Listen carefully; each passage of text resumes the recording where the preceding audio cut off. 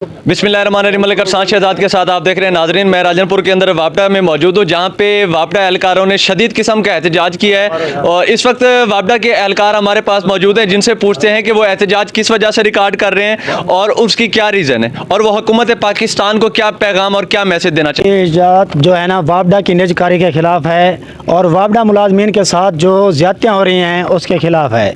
हमारा पहला मुतालबा तो ये है कि हमारे जो कॉन्ट्रैक्ट के मुलाजमीन हैं उनको परमानेंट किया जाए।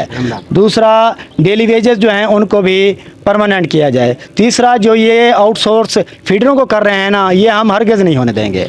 अगर हमारे फीडर के कोई मसाइल हैं तो उनमें बेहतरी लाने के लिए कोई पॉलिसी मुरतब करें, ना कि इनको आउटसोर्स करें। लिहाजा हम हुकूमत से मुतालबा करते हैं कि आप अपने रवैये में तब्दीली लाएँ और वापडा की निजकारी से बाज रहें। बस सलाम। जी सर।